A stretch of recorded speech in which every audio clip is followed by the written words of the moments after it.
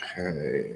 3, 2, 1. We're live. Hello, gang, and welcome back to Reality's Edge with Doc and Buddy. And we have a really exciting show for you guys today. This is episode 20 for us, and we are so thankful for you, the viewers, for watching us and supporting us, and the type and caliber of viewers you guys are. We really enjoy having stimulating conversations with you guys and breaking new ground and really taking this serious subject very seriously. And you guys do such a great job in stimulating us. So thank you so much. Doc, we have a really interesting topic today. And it's a really serious, big topic. We've covered big, important topics before, but this one seems to go right at the fulcrum. This one goes right to the heart of so many different issues. It highlights several really important aspects, and it has many different tentacles.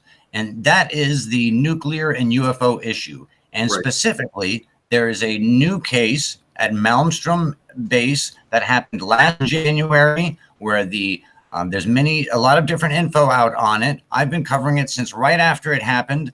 Been covering it very fiercely since March, I believe it was, when Reid mentioned in New York Magazine this case kind of cryptically. He mentioned it as one of the most compelling. When asked what was some of the most compelling cases, he mentioned this one first.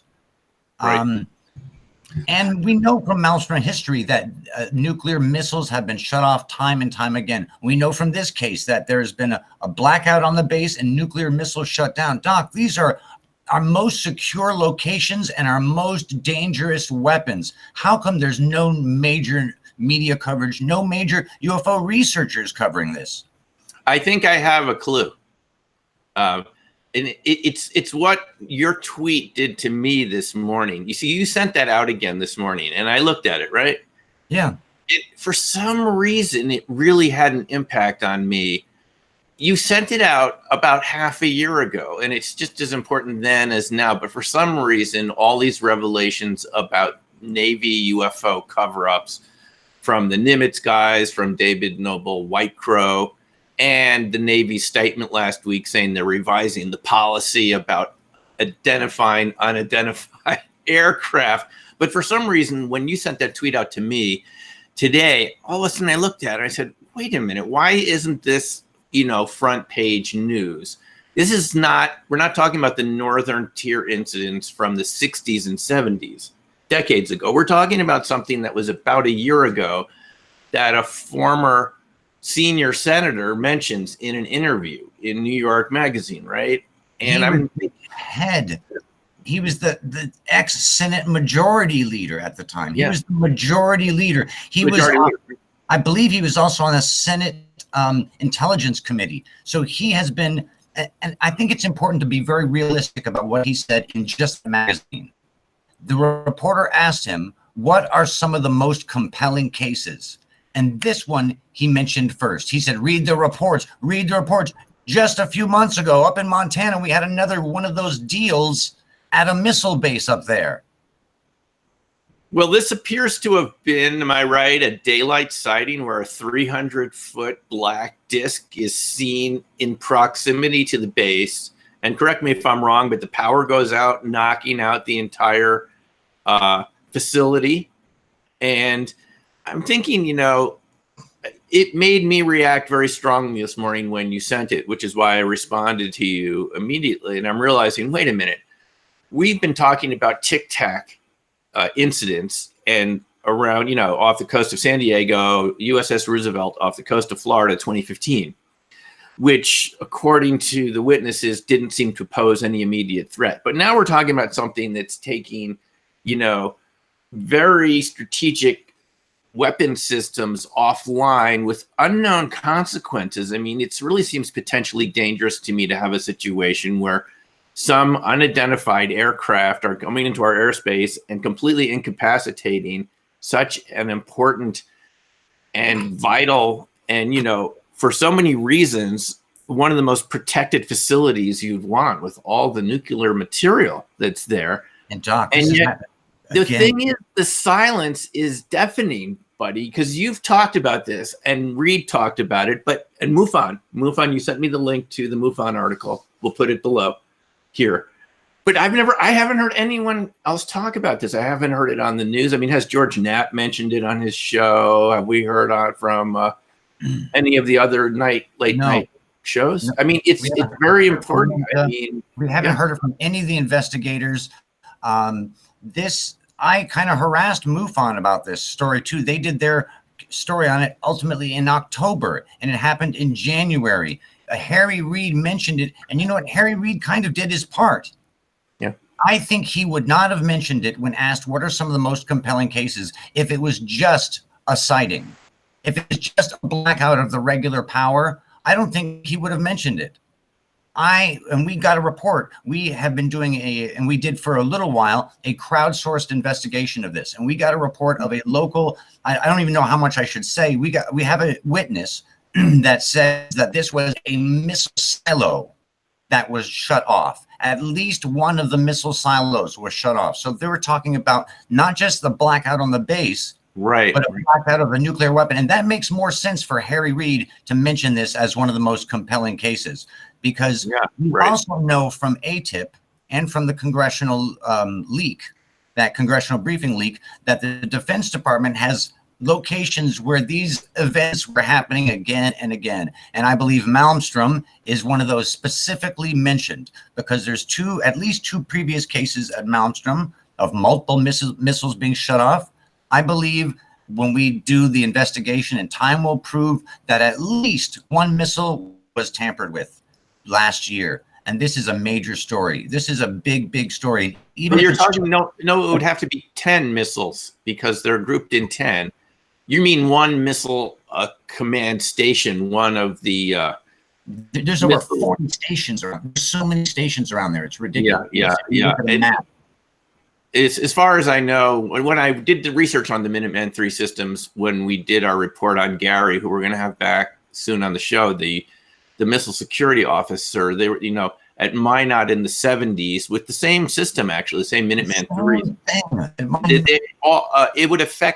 It would affect multiple systems because of the command station that is linked to various silos within a few miles of the central control facility.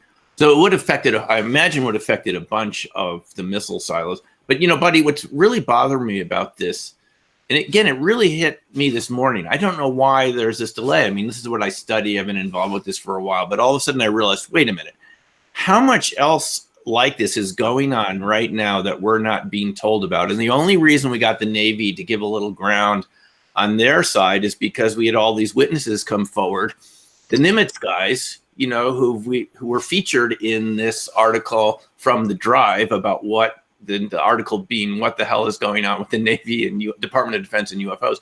But because of the pressure from TTSA, imagine Chris Mellon, Luis Elizondo, perhaps Harry Reid, the U.S. Navy, I mean, they went to Congress, we're told. They had these secret briefings. And these members of Congress now start contacting the Navy saying, hey, what is going on out there? Why are our air exercises being shut down? Why are these guys coming forward saying that these objects were around the strike groups for, at least in the case of the Nimitz, for a week? And there's no identification. I mean, what's going on? So they finally said, okay, we're going to make it easiher. But the Air Force hasn't done this yet. So how many witnesses were there at Malmstrom? And how often is this happening, around the world, buddy? And we are not being told about it. I mean, well, we know that nuclear sites have been repeatedly penetrated. We know Windlesham Forest. The reason why that the craft was there is because they were shining lights down into the bunkers there, where the U.S. was secretly having nuclear missiles against the agreement, even with Britain at the time. Right. And nuclear seems to be a reoccurring fascination of this advanced civilization. And the fact that they can penetrate our locations repeatedly, you had a very crucial witness to this. He was a Minot security guard. He was called to a base that had a penetration.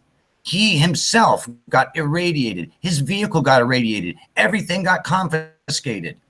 That's part of the secrecy of this whole thing. And you can understand, because it's nuclear, that there's a sense of a desire to have secrecy, but this has now gone to a whole new level. I really agree. I totally agree. We need every chip on the table. We need every agency. This is not about stovepiping. This is our most secure facilities and the most dangerous things that we have. And on a scale that we should have a whole different level of responsibility for, because this is nuclear. If this was just a gun, an armory where someone broke into an armory, we'd have to rise to a level of responsibility because there's a bunch of guns that we put in there. But because it's nuclear, and the fact that no major media is covering this, Harry Reid mentioned it. This has happened again and again and again. Yeah, I know. Harry Reid mentions it, and no one follows up. That's weird. Here's the interesting part. Really strange. I think the government has investigated this. If you look at the patients who have been injured by close encounters with UFOs, and especially a certain doctor, and that report came out. This doctor had a long series of reports that came out about people who had close contact with these craft, and they were special forces bivouacked at certain locations. Do you remember that? Yeah. And they were aerospace engineers. If you need to do something, do it. I can cover us for a minute. There were aerospace engineers. They were high-functioning, prodigious savants.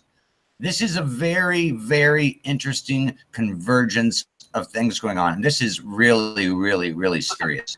No, so here's the thing, buddy. This fellow, David Shindeli, was at the citizen hearing on disclosure in 2013 at the National Press Club in Washington, D.C. Okay. He was one of It never happened. It never happened. Yeah. This is the title of his book. He told us how this was, he didn't see the objects. He had heard reports from. He was also at Minot. He had heard reports on the news that morning that UFOs had been seen the previous night. He shows up to his command post the next morning, and everyone is acting very strange and bewildered. They said there's been an incident at the base. He goes to his command center. These missile control launch officers, there's 2 of them down there in the control facility that controls 10 missiles. And he's told that all the missiles were taken offline.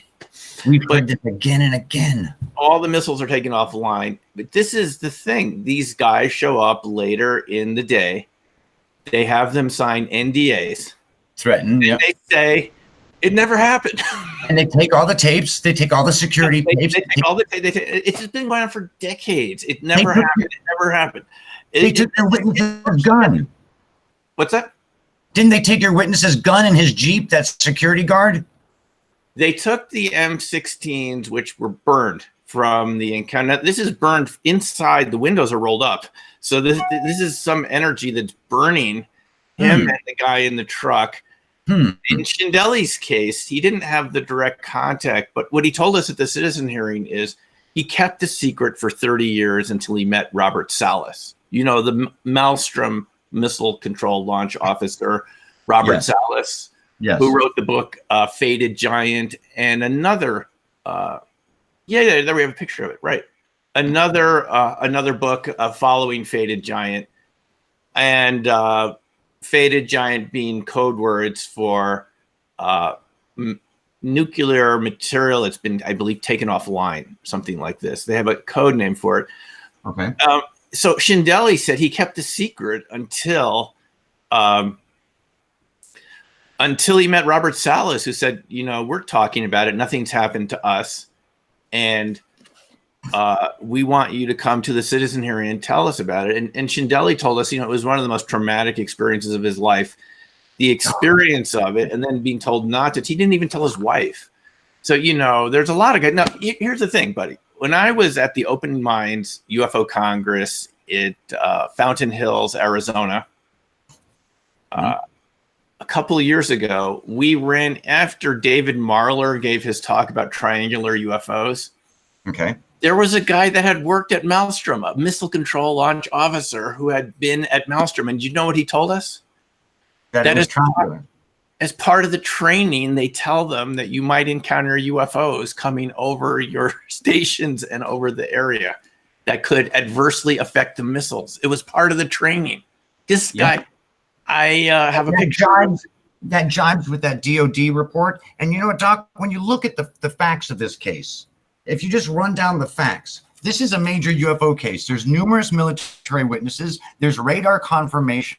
There's major physical effects. There's a confirmed blackout. There's a massive craft. There's a penetration of our most secretive, most highly protected facilities and our most dangerous weapons possible. This is a national news story. This has happened repeatedly. Hiding it is not hiding it from our enemies, because every enemy knows about it. China, Russia, the other enemies know about it. So they're only hiding it from the American citizens at this point. And it happens to Russia and China too. I haven't heard of any Chinese cases, but we know it's happened to Russia quite a bit.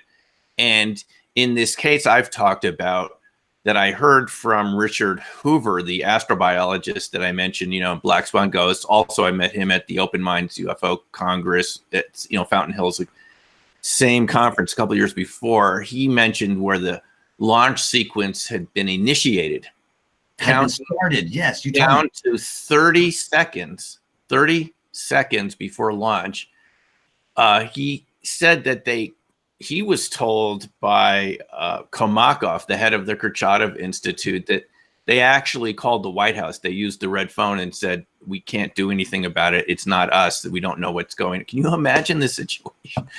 And I understand this is why Tom DeLonge and crew say that they're hostile or a threat, because their interpretation of this is, look, they're monkeying around with our most dangerous weapons. My interpretation is whoever's doing this is trying to say, look, you guys have put yourself in this very dangerous situation, and we're just going to amp up the tension for a We want you to know how stupid this could be. Yeah. We want you to think about the consequences of actually doing it. And maybe because they're more advanced, we might make an assumption that they might have more information than we do about nuclear weapons, and their concern is justified for some reason. Just by their technological advancement, we could make that assumption that they might know something that we don't. Well, it's quite probable that these sorts of powerful atomic explosions affect the structure of space-time in ways that we don't understand, and it probably affects them wherever they are in the multiverse, and I'm sure it probably affects things in ways that we don't even understand. And they're probably going to say, you guys can do what you want in your own backyard, but we're not going to. I don't think they're doing it to save us, buddy. I think if they feel if we're dumb enough to kind of incinerate our planet, we don't deserve to exist. But they're probably saying, we're not going to let you do that to us. I disagree. That's my interpretation of it. I know you disagree, but I mean, this is my interpretation: is that they haven't interfered with all the pollution we've created and all those other things. I imagine they say it's free will. You guys can do this to yourselves if you want, but you're not going to do it to us. Yes. And I think the multiverse option cannot be discounted, and I'm very strongly leaning in that direction. But I do believe that the most precious thing, pound for pound, in the universe is life. And if you are an intelligent species, the thing you would prize most is not diamonds or gold or monatomic gold. It's data, information. And life forms are one of not only the most precious things in the universe, they're one of the densest forms of data in the universe. So they would be prized just for data. And they wouldn't be saving just us humans with the nuclear weapons. Nuclear weapons are a toxin and a poison for life forms, I'm sure, across the universe, just because of our physics. And that this advanced civilization knows that it lasts for hundreds of thousands of years, and it's a terrible, terrible toxin and a poison. And I bet, I'm suspicious, they don't really care that much, hugely, just about us. They care about the whole biosphere, the whole magical system. They know, they're smart enough to know that it's a system and it's precious, and that life, is a precious thing in the universe. That's my assumption. That's my little wacky presumption. Buddy, I have a confession to make. What? I was in the secret space program. No! And I was part of that 20 back program to Mars, where we encountered the bear spider creatures. Why didn't you come back here at a younger, more healthy age? I've always wanted to know that. I just thought I had to fess up after all these shows. Well, I want to know. I'm in the 20 and forward program. I'm actually supposed to be 30 years old. I see. But I fought for really, it was just like a day, but it ended up being, 20 years. And so I'm in a very rare opposite program. I'm in the 20 and forward program. And so I'm 50 years old now when I'm really just a 30-year-old guy. We've had some interesting tweets with our general public recently, and it just gets so absurd. And I want to thank you for using that word UFO entertainers. We can't afford to have UFO entertainers anymore. We need the facts. Yeah. We need to cover this particular story and what's going on, because I really feel, again, I'm going to say it again, I think it's gone too far now. It always was too far in 67 when this happened to David Shindeli and all of his other guys. You know what they said the biggest tragedy this is? They immediately separate all the people you ever knew in your military unit so you don't talk and you never see them again. It happened to Gary, it happened to Shindeli, and it happened to Robert Salas. Salas, in his book, he says the thing that's bothering him to this day is the security guard who was at the fence, the perimeter of the launch control facility, who saw this big red object come over the gate.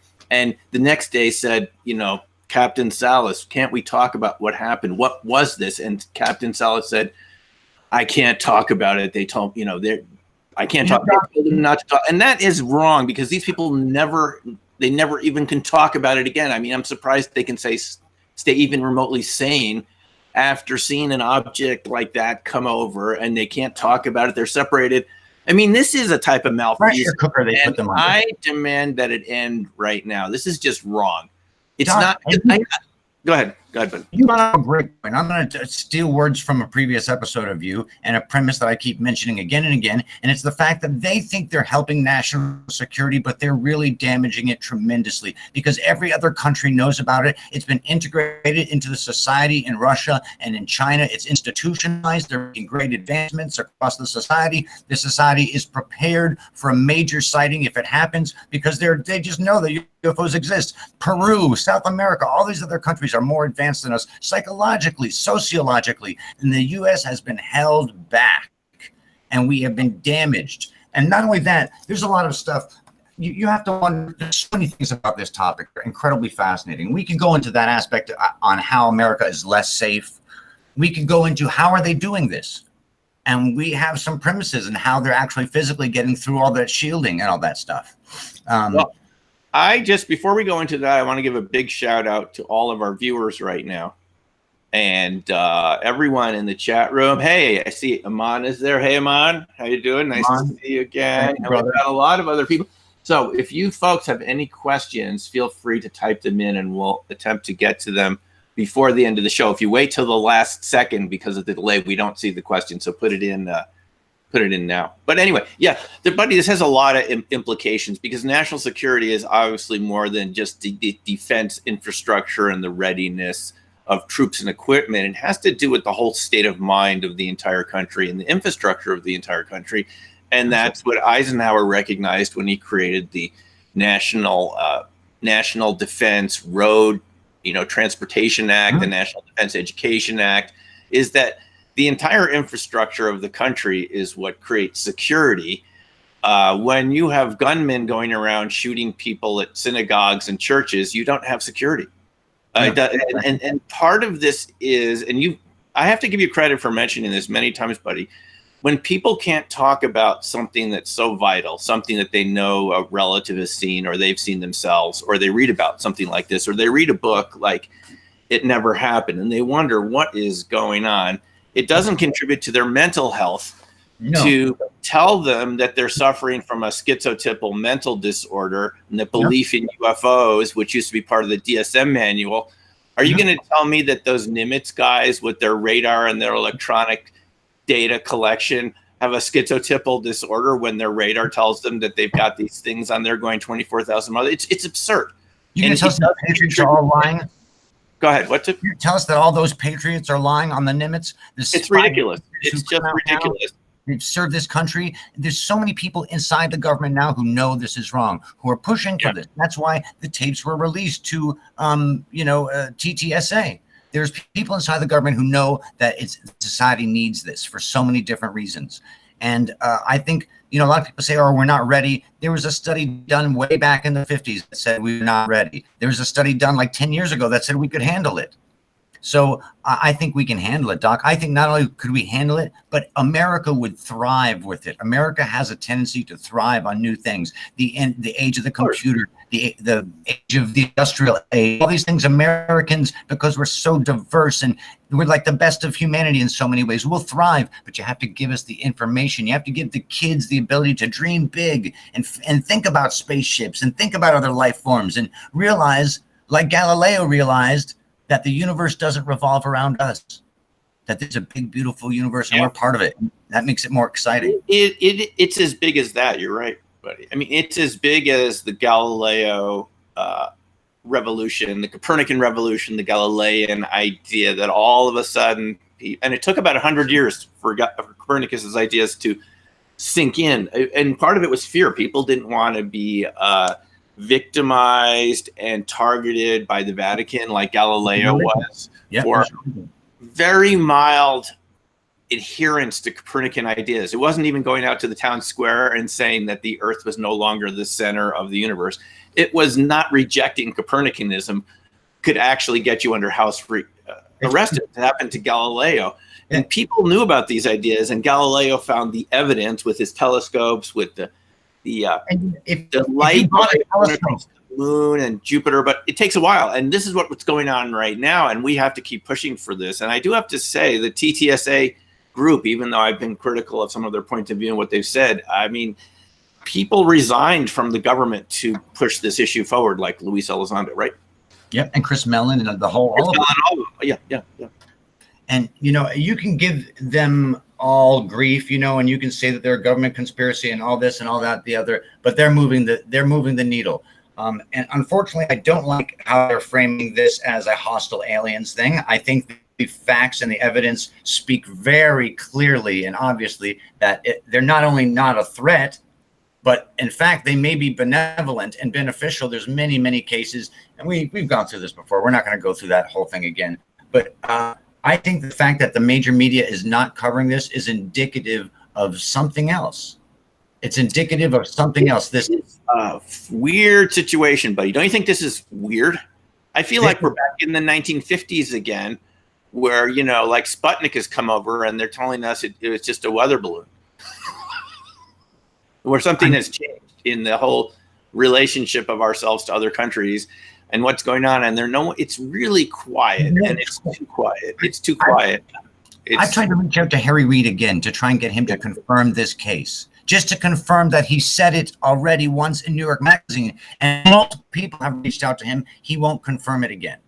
If we've got a big enough reporter like a George Knapp or someone, he would confirm it again. And I bet if you got a big enough reporter to say what happened at the base, why did you mention this when you were asked, what's the most compelling cases? What happened that you didn't tell us about? How many missiles were shut off? Yeah.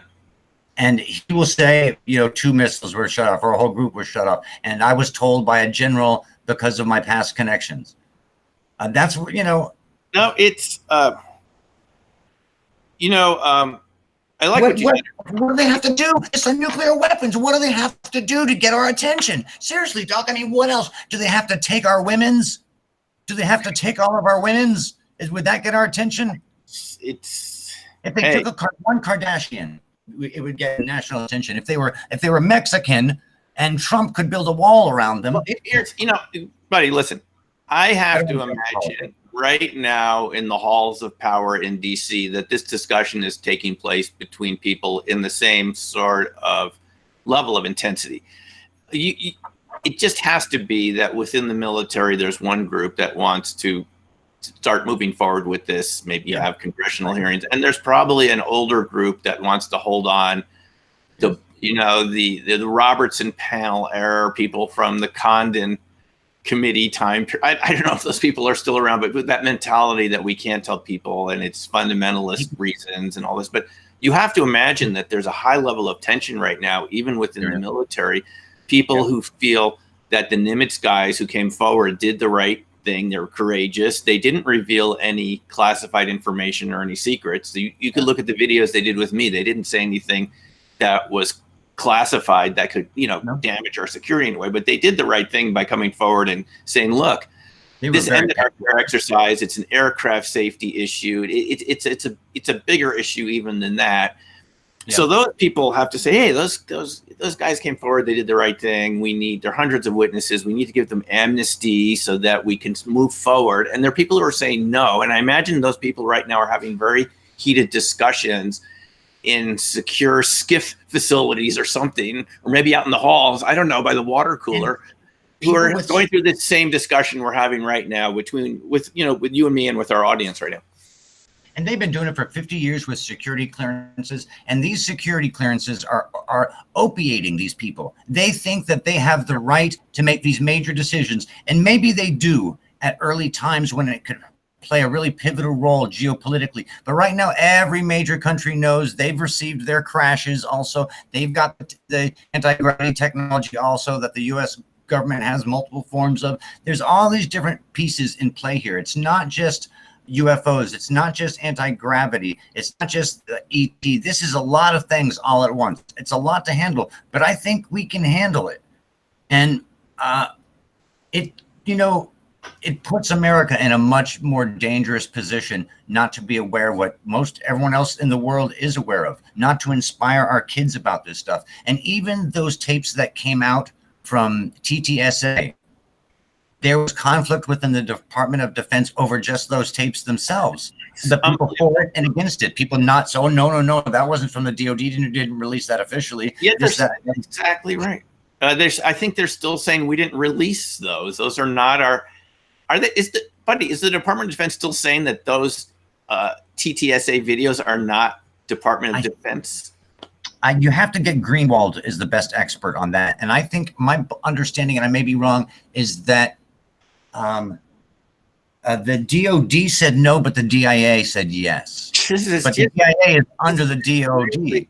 This is really starting to concern me. This is real. The national security risk here is that our national security apparatus are falling apart in their ability to communicate with each other. This is what the real risk is, that one hand doesn't know what the other hand is doing.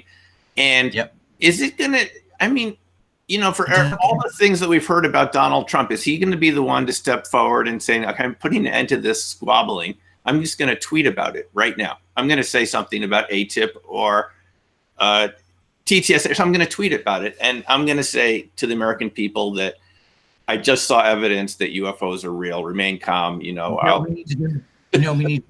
We need to do what we did with the stealth bomber, have one of those hangar days where they come out and say, we've had this for this certain number of years. And then also we do know that there is some advanced craft visiting us. We don't know what it is. For 50 years, they've been turning off our nuclear weapons for 50 years. And we haven't told you because we're chicken shit. Everyone else in the world knows. And we need to tell you now as citizens so we can all put our brains behind all these amazing new sciences. We need to be inspired and uplifted. And by knowing this new level, we will now protect our future better by knowing the real reality we live in. We need to stop living in subnormal, like Ingo told us, and let's start living in the real normal, which, when a craft can turn off, these craft can turn off anything they want. They have a history of turning off cars, just the weapon systems individually in the latest aircraft. And they can turn off shielded nuclear missile systems inside these bunkers. They can penetrate submarines and mess with submarine equipment. This is through the water. And this is information you don't hear very much about subs affecting submarines, but they have affected submarines. They can do whatever they want, and they have for 50 years. Every other government knows. We're just keeping it from the U.S. citizens. Doc, it's probably happening right now as we're speaking somewhere around the world that cars are stalling. Towns are losing electricity for a few minutes or a couple hours without knowing why, right? Things like this. Radar is getting turned off. Fighter planes are having their sensor assemblies disassembled and weapon systems selectively turned off. What happens if this affects one of our space launches? If one of the space companies now that exist is launching SpaceX, and the systems get temporarily turned off in the middle of the launch. I mean, at a minimum, the government could say, just as you said, buddy, we don't know what this is. We have been studying it for 70 years, and we did misinform for a while, misinform the public, and we said it was weather balloons and flocks of bees, and it wasn't. And the reason we did that is we didn't really know what it was. We didn't want people to panic, but we don't know what it is, but we'll tell you that it's real, and we're actively studying it at DIA, and we'll let you know as soon as we reach out. And there's no reason to panic. It's been 50 years. We're still here.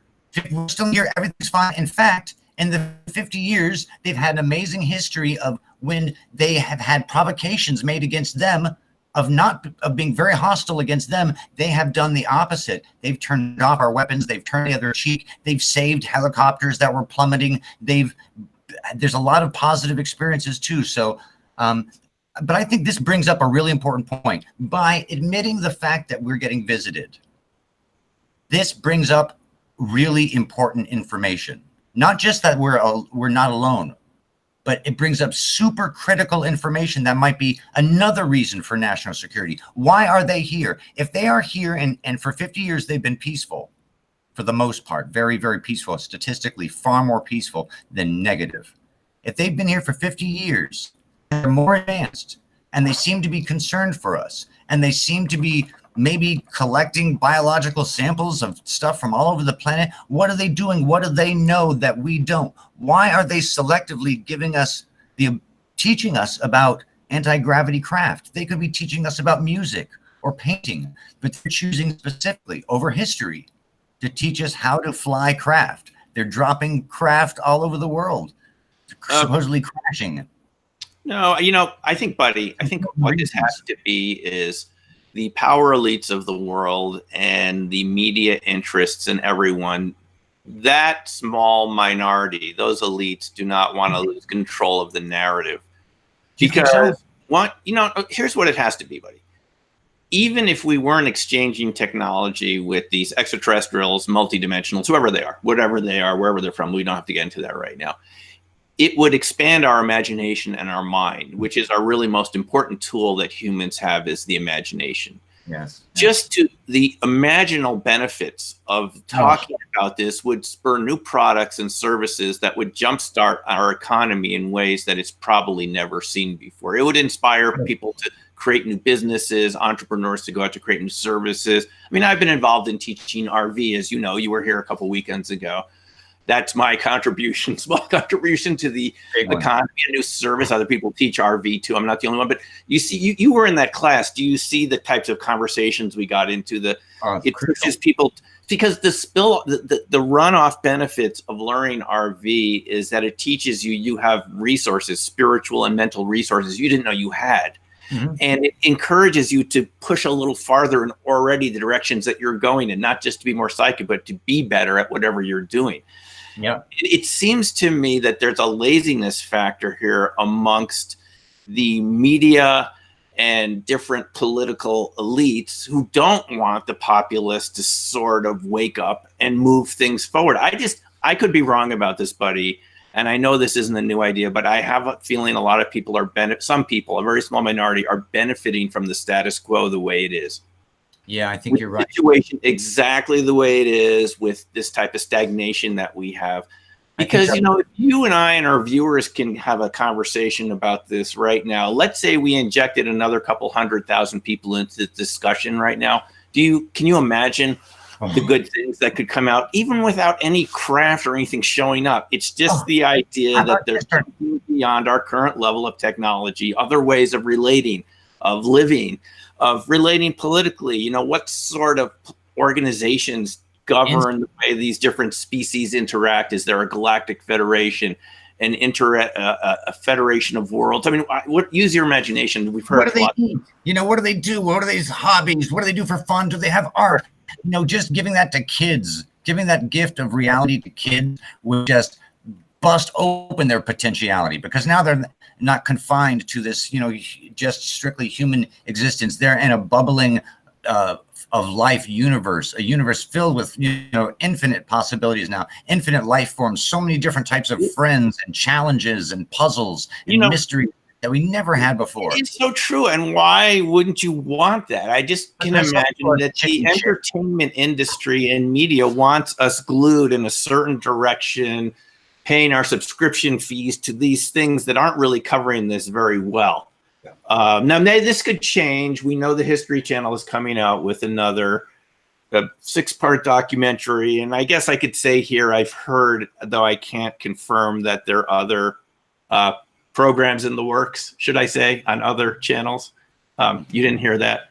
But just like going back to RV for a second, I want people to know for a moment, I'm going to be posting, people have been demanding coordinates for those of you who've taken RV or want to try it. I'm going to be posting weekly Twitter RV sessions. This is my contribution to the imaginal economy. I'm going to be posting on my Twitter channel, if you're not already a member, weekly coordinates on Monday nights. That's tonight. And I'll give you, how long should we give people, Buddy, to do the session for the day? 30 minutes maybe, or 10 minutes? No. A day? I mean, because if I post it too soon, people say they see the picture before they even got the coordinates. Oh, that's true too. That's true. Yeah, maybe I have to give it a day. 24 hours. 24 hours. Okay. So this is it. We were going to create a new policy right here, folks. You just sign up. I'm going to be posting just 2 groups of 4 numbers, our coordinates. If you don't know it, go to my free RV videos, learnrv.org. And I'll show you how to do this a little bit, but just to expand your awareness, because for me, having learned this with Courtney Brown a long time ago, 90s, it just expanded the conversation, the sense of what's possibility. And I have to tell you, and I know anyone who's been involved with RV would say the same thing. Since I learned RV, there isn't a single day that goes by where I don't wonder what is really going on. And you go to bed every night wondering, how does it really work? How am I able to see and perceive something at a distance? I mean, and that sense of wonder really is so good for your brain to keep everything, that curiosity. I'm sure it wards off Alzheimer's and dementia, just to wonder and start reading so much to try to learn, how does the universe really work versus the way you were told in school? At a minimum, that's very good for your brain, if nothing else, right? And it's exciting. I've been doing this for a while. I've had amazing successes, and every single one is electrifying like a child. But it also teaches you a bunch of really important things. It teaches you empathy and connectivity. It teaches you something else really important, though, too. I believe, like I think you do, too, that a lot of these different phenomena are all related. And like electricity wasn't known for a long period of time, it's a bunch of different phenomena. It was the torpedo fish and sparks from rugs and storms. They didn't know how it all connected. But someone finally figured out there was a substructure, and it was called electricity, and we lived in it all along. And I think they're going to find out the same thing with this substructure. And once you learn remote viewing, once you learn one aspect of it, it connects all of them. So you get better at the other ones. And I think remote viewing is a very early important one. You have to make the connection first in order to do, psychokinesis or healing or, out of body or astral, travel to that location. You have to make a connection. So I just think it's all connected. It's not weird. It's science. All this stuff. It's not weird, spooky. It's all science. Aliens are not. Here's the thing, buddy. I know a physicist around here who I see in a coffee shop. And I ran into him yesterday. And he said, we don't need multiverses. We can explain everything with our formulas. There's nothing left to explain. And he said, we don't need any other physics theories. We don't even need Copenhagen. We just need the equations from Schrodinger's, wave equation, and it works. And why are you curious about? And I thought, I said, well, what about remote viewing? How does that work? Right. And he said, what? What's that? What about the fine structure constant? Why is that 137? Yeah, and there's plenty of anomalies. I won't go into all of them here that suggest that the standard model of quantum mechanics doesn't explain everything. We know dark matter and all these little anomalies but dark energy. But the thing is, when you and I are talking about science here, we need to realize that the bulk of society outside our bubble here, I'm just kind of joking around, outside our group here, doesn't know what any of this is. They've never heard any evidence for psychokinesis. They don't know what remote viewing is. They don't know that there's evidence for precognition and telepathy and clairvoyance, all the stuff that Russell Targ has documented and Uri Geller and others. So we've got a lot of work to do. It's not to force these ideas on other people. When they come up to you and you're talking to a coffee shop and they say, well, Simeon, what isn't explained by standard quantum mechanics? And I say, well, let's start with precognition, remote viewing, psychokinesis, cryptological creatures, UFOs. We could talk cold fusion. The list goes on forever, but people aren't even aware that there's data out there of anomalies. Doc, and I think it's not just your and my obligation. I think the people who watch this show care enough, they're smart enough to realize, wow, this is such important stuff. I need to somehow pass the baton on to my friends who don't know this information, who don't know we're really being truly visited. They haven't done the research. They haven't had the time that I have to know about SRI and remote viewing, and to know that all of this is documented. It's empirical scientific evidence. And it sounds goofy at first that ETs are real when you haven't seen the evidence. It sounds goofy that ESP is real when you haven't seen 100 years of DICE studies, the Pear Institute, SRI, all these amazing places, the Rhine Institute, all these years and years of empirical studies. They sound wacky. But once we educate them, I think it's all of us. We all have to kind of educate, And, going back to the Velle Davis model. Yes. Kevin Day referred to that in the interview I did with him at Laughlin. Mm-hmm. And he's got a good point, because he believes that since his exposure to the Tic Tacs, he did see them through the big, I forget what they call them, the big glasses that are mounted on the deck. And and I think so did Gary. He said he saw them too. They weren't really spectacular at this point because they're slow. Remember, they're only moving like 100 miles an hour at 20. Yeah. But Kevin said that he never really felt the same after the Tic Tac experience. And he connects it to the Velle Davis model, which is, it is alteration of the space-time construct, which means the more that you're exposed to this topic, and I would include RV and things like this, even crop circles. For me, people around crop circles have been with us in England. And we're going again, by the way, this July. I love the anomalies that I experience around crop circles. It's just another way to experience an alteration in the space-time construct. Why? Because it's there. No, it's there because there's the way we were taught reality works is not the way it really works. It can slip and slide, and there can be bleed through.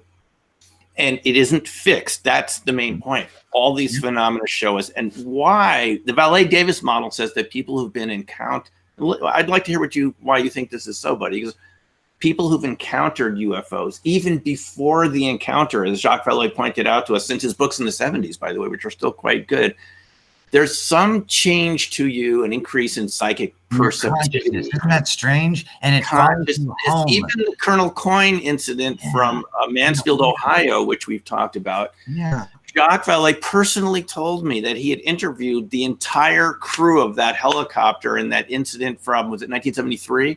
Yeah. And they said they had psychic experiences before the submarine in the air came over them with the green light. Before and after. Yeah. What is the nature of this? Doc, and that's what we should be talking and thinking about, and not feeling ostracized. We can't tell our friends and neighbors. It's real. It's real. And it has several features that we know repeat. One is that it has a tendency throughout history to present itself as near future technology, stuff that we do in the future. Like before we had blimps, there were the UFO airships that appeared just like the blimps that we're going to. Before we had rockets, they had the ghost rockets that travel through the sky like it. Before we had triangles, there were sightings of triangles. Before we had circular craft that are probably secret now, they were showing us circular craft. They do a lot of things throughout history. And although they present themselves oftentimes differently to different people, there's always a very real consciousness aspect associated with it. And if there's one thorough line between all of these different factors that the Velle Davis model pins on really cleanly, is that consciousness is a weird ass factor, and there's weird ass consequences. The phenomena follows you home. The phenomena gives you different abilities before, during, and afterwards. And you know what it leads me to believe is that my interactive universe model may have some reality that the person has a role in the co-creation of these realities. And it seems to be very indicative of that. They may completely create some of these. We could be living in a simulation and it's part of the little access window in the simulation. And then maybe if we think about something really weird, there's a tiny chance it can happen. And if we're thinking about it, the universe says, okay, there's a chance, and we co-create it with the universe in those random spaces that the universe allows us to. Well, you know, buddy, I have to tell you, I had a dream last night, unlike any other dream I've ever had in my life. Oh, wow. Okay, let's stop, because this is going to be big. This is I big. was out in right space. now. You don't tell me something like that idly. Okay, I've never had a dream like this before. I was out in space looking back at the Earth, and I realized how special life was. What have I been saying? It's the biosphere. It's the whole system. It's a system. It's not a human. This feeling of, for all the stuff that we all put up with every day and go through in our daily lives, and the challenges, right, and the traumas and everything. That's what the nuclear every moment is so special, because when you're out there, it's cold and dark and very static. And I looked back at the Earth and I said, wow, it is just so, every day is so amazing. Even if you only have one left, it's still life. And I woke up with that feeling. It was just amazing. I think all these topics we're talking about led to this feeling of being out there and looking back and seeing the Earth rotate. Oh my God, it was incredible. I just think we should end on that in a weird way. You know what? I don't know what the answer is, but I think the Earth is beautiful. I think the biosphere is beautiful. I think life is beautiful, and I think that we have to fight for it. And you know, everyone does what they do. I'm not saying that people who don't do what we do or think what we think are wrong. I don't know, Doc, but you know what? I'm proud that we're the people we are trying to, cast on this region between the darkness and the light. We're trying to cast the light a little deeper into the darkness for the people behind us. So yeah, all you can do is do your best. Really, that's the best. You know, that's what you can do, is just do your best. You don't have to feel that you're responsible for changing the whole thing. It just means every action that you take at every moment is leading in the direction which you believe to be beneficial and positive to everyone around you, not just for you, but for the entire biosphere, because we're all connected to every other living thing. We don't exist without all the other living things. Even in our biome, the microbiome, there's more cells of other little bacteria than our own human cells, and we can't live without them. So we're all connected, and that's the main thing to remember, is that it has to benefit the entire system. Maybe that's why they're at the nuclear sites, because they care so much about life. It's so, yeah, jeez. We're going to have to find out why they're at the nuclear sites, and exactly, I can imagine it's like the day the Earth stood still, right? When the robot gets out and says, you better change your ways, humans, or we're going to, what does he say? We're going to annihilate you. I think you can tell by their actions. I would put all my chips on the table that you should judge them by their actions, and their actions say that they love us. And in a paternal way, they've been trying to warn us without, doing it for us, because they're not going to suddenly become the police state to our planet. But they've been trying to warn us morally in the most vivid way, by even turning off our missiles to let us imagine. That is something like that, and it's so important. We do have one question that I want to get to. I did say for people to type in. Yes. One before we go, we've got 1 minute left. It's just someone wanted to know about Ingo and the ETs in his book Penetration, question of human and extraterrestrial telepathy. And the thing is, Ingo never felt comfortable talking about the topic ever again, which is very strange for an author, because as you know, most authors like to talk about their books. I mean, I talk about my books, and most authors like to, but Ingo never answered a single question publicly about penetrations. I saw him at IRVA. He was on Coast to Coast with Art Bell. He would not answer. He suggested he was frightened by the topic, that he just didn't know exactly what he was dealing with, but he never talked about it again. It's a great book, folks. He never mentioned. I don't think that's why he didn't want to talk about it. I think he sought out researchers to teach them and society about ESP and remote viewing and the powers of the mind. And I'm going through that too. I'm seeking out researchers. I'm trying to, do this stuff. And I realize that the ET stuff is too much. If you're trying to get people to understand the ESP stuff and believe the ESP stuff, if we associated Ingo Swann with a bunch of UFOs, I don't think we would respect him as much in SRI. I don't think we'd respect him as much as a researcher. They put him in another level above Uri Geller because he didn't do tricks and all that. I just saw another documentary on him. So I think he made a very calculated decision that, wow, it's real. I've seen him at the grocery store. I've had more contact than other people know. I know stuff that other people don't know. His art tells us that he knew, but he couldn't say. That is a very convincing explanation, buddy. That's very convincing to me. He didn't want to confound it with RV, and he wanted RV to be respectable. He didn't want anyone to be able to, Yeah, I understand. Okay, buddy. Thanks. We've gone through another hour. Thanks, folks, for watching. This has been a great important episode. Your comments or questions, and we will talk to you soon, buddy, and we'll see you on Reality's Edge. Thank you, guys. Take care for now. Bye-bye.